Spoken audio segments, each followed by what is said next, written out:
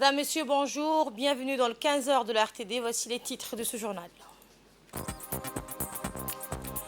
Le chef de l'État a rétribué hier les lauréats de l'édition 2024 du concours de mémorisation du Saint-Coran.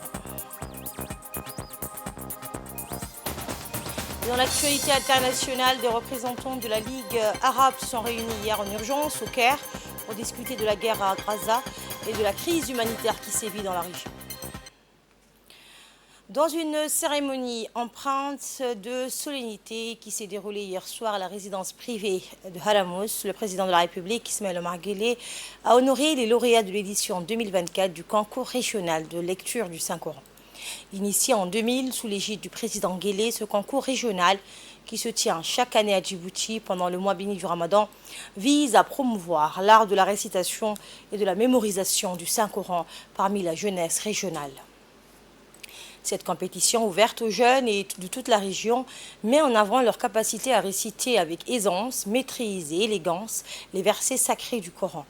S'inscrivant dans une démarche de tolérance et de compréhension de l'islam, ce concours contribue à contrer les interprétations rigides de la religion, source d'obscurantisme et d'extrémisme qui sévissent dans certaines parties du monde.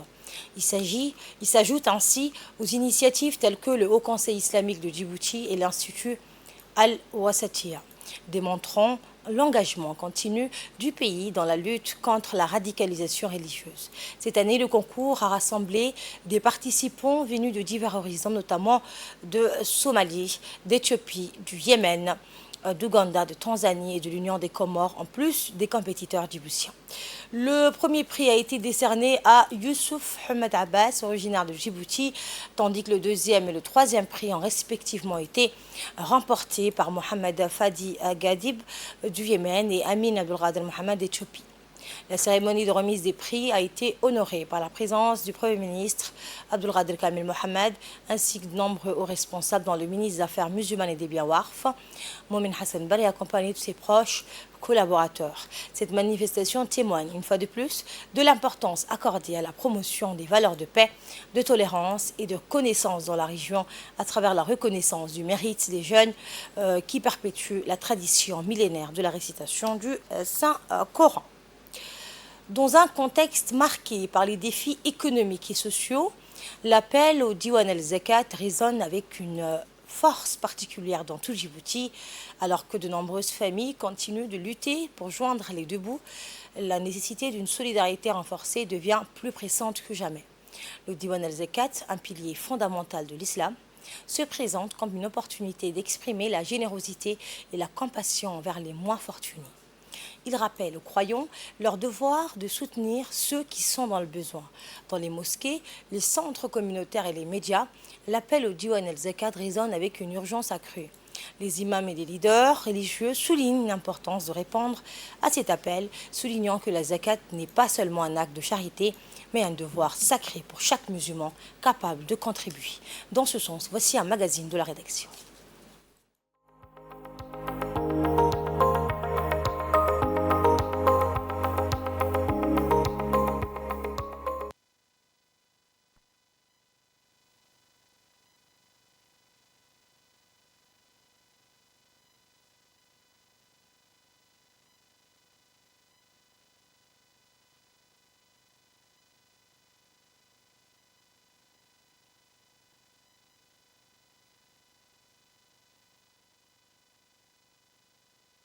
الهدف المنشود من إنشاء ديوان الزكاة هو إحياء ركن من أركان الإسلام وسنة حميدة من سنن التكافل الاجتماعي التي تقوي روابط الأخوة والتضامن. ونحن نعتبر إنشاء ديوان الزكاة جزءا لا يتجزأ من رؤية متكاملة لتحقيق التنمية الاجتماعية في بلادنا وسبيلا لمحاربة الفقر، وذلك حتى يستغني الفقير ويصبح من عداد المزكين إن شاء الله.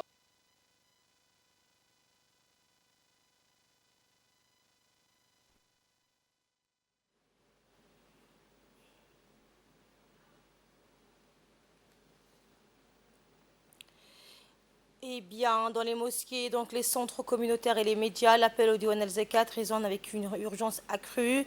Eh bien, le Diwan al-Zakat est un pilier fondamental de l'islam.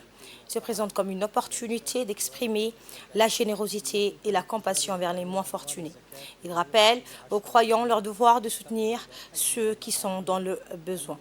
Soulignons que la zakat n'est pas seulement un acte de charité, mais un devoir sacré pour chaque musulman capable de contribuer. إلى الحد من الفقر والبطالة وتحسين الأوضاع المعيشية والاقتصادية للشرائح الضعيفة من المجتمع. ومنذ ذلك الحين يلعب الديوان. Dans les quartiers animés de la commune de Balbala, l'effervescence du tournoi de Ramadan a été à son comble alors que la compétition entre dans sa phase décisive.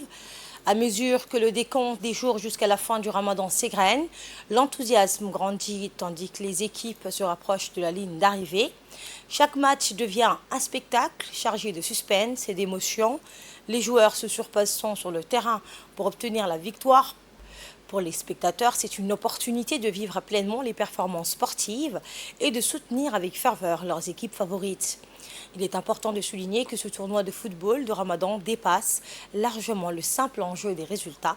Il incarne une célébration de la passion, de la ténacité et de la solidarité, reflétant les valeurs fondamentales de l'esprit sportif et de l'unité communautaire. Alors que les derniers jours du Ramadan approchent, le tournoi continue d'unir les habitants, leur offrant un moment de réjouissance et de fraternité au cœur de ce mois sacré.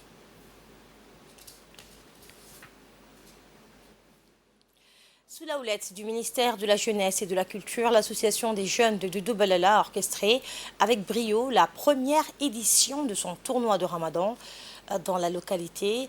Pas moins de 12 équipes locales se sont engagées dans cet événement, illustrant l'ardeur et l'enthousiasme de la communauté pour la pratique sportive et l'épanouissement des jeunes. La finale tant attendue de ce tournoi a été marquée par une ambiance électrisante et festive, réunissant les résidents de la localité ainsi que des figures éminentes de la région d'Ali Sabihi. Parmi les personnalités présentes figurait le député de la région, Abdikhair Bouh, le deuxième préfet de la région d'Ali Sabihi, Omar Idriss Sougué, et le chef de village, Fadoul Guedji, accompagné donc d'autres invités de marque et d'élus régionaux. À l'issue d'un match intense et palpitant, l'équipe de Wadajir a triomphé en remportant la finale du tournoi de Ramadan. Les joueurs ont fait preuve d'un talent exceptionnel et d'un esprit d'équipe remarquable, justifiant pleinement leur victoire. La cérémonie de remise des prix aux vainqueurs du tournoi s'est déroulée dans une atmosphère de liesse et de réjouissance partagée. Ce succès témoigne du travail acharné de l'association des jeunes de Doudou Balala et de la mobilisation sans faille de la jeunesse locale. Le ministère de la Jeunesse et de la Culture adresse ses plus vives félicitations à l'équipe de Wadajir pour sa brillante performance et exprime ainsi sa gratitude envers tous les participants, organisateurs et partenaires pour leur contribution à la réussite de cet événement mémorable. Dans le cadre d'un projet visant à renforcer l'engagement communautaire dans la lutte contre la malnutrition, l'ONG PLA, en collaboration avec le ministère de la Santé, a organisé mardi un atelier de restitution des activités et des résultats dans 15 localités des régions du Sud. L'événement s'est tenu dans la salle de conférence du conseil régional d'Ali Sabihi. À cette réunion étaient présents des personnalités de marque telles que la préfète adjointe Saïda Ouabri Assoué, le président du conseil régional d'Ali Sabihi, Chelmaki Hassan Alale, le directeur général de l'hôpital d'Ali Sabihi, Dr Ahmed Absi Oursame, ainsi que le président de l'ONG PLA, Ousmane Bouh Odowa. Et dans le cadre de ce projet, 15 bénévoles de l'ONG PLA ont été sélectionnés, formés en technique de mobilisation de communication, en protection contre l'exploitation et les abus sexuels et en nutrition dans 15 localités dans les régions d'Ali Sabihi et de Dikil. Le ministère de la Santé et le ONG PLA ont mis en place un dispositif efficace permettant d'accompagner chaque personne dépistée comme étant en situation de malnutrition, de l'identification à sa référence vers la structure sanitaire la plus proche. Les résultats obtenus en seulement 6 mois sont remarquables. 833 enfants et 393 femmes ont été dépistés, parmi lesquels 484 enfants et 225 femmes ont bénéficié d'une prise en charge et d'un suivi pendant le projet.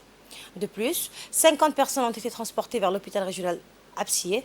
156 femmes ont été sensibilisées sur les bonnes pratiques nutritionnelles et 116 enfants ont été vaccinés. En outre, un programme complet d'activités a été mis en place, comprenant la supplémentation en vitamines et en fer pour les enfants en bas âge et les femmes enceintes ou allaitantes, des séances de vaccination et de formation pour les femmes sur les bonnes pratiques sociales essentielles pour prévenir la malnutrition aiguë chez les enfants et les femmes enceintes ou allaitantes. Enfin, un logiciel de collecte de données et de diffusion des résultats a été élaboré et mis en place, garantissant ainsi la pérennité et la sauvegarde des données collectées. Fait divers à présent, suite à une série de plaintes émanant de la population concernant des actes d'extorsion particulières violents, les enquêteurs de la brigade d'Ambouli ont mis au jour une bande criminelle opérant dans la région. Depuis plusieurs mois, les rapports de victimes ont afflué à la brigade d'Ambouli, faisant état d'extorsions commises à l'aide d'armes blanches par des individus circulant à moto. Ces criminels ciblaient principalement les piétons pour leur dérober leurs téléphones et autres biens, les menaçant de leurs armes. Ce qui distingue ces incidents, c'est que les biens volés étaient rapidement revendus pour financer l'achat de substances illicites, alimentant ainsi un cycle dangereux de délinquance et de toxicomanie. Face à cette menace croissante, les gendarmes de la brigade d'Ambouli ont entrepris des investigations approfondies qui ont permis d'identifier les membres présumés de cette bande organisée. Le 30 mars dernier, des opérations d'interpellation ont été lancées, aboutissant à l'arrestation de 8 membres de cette bande. Il est à noter que la plupart d'entre eux étaient déjà connus des autorités judiciaires pour des délits similaires et avaient déjà purgé des peines d'emprisonnement. Les perquisitions menées ont conduit à la découverte de 2 motos, 40 téléphones portables, 43 joints de cannabis et 3 machettes. À l'issue de l'enquête, les auteurs présumés ont été présentés au procureur de la République. Et après étude du dossier, des mandats de dépôt ont été émis à leur encontre et ils ont été donc incarcérés à la prison civile de Gabon.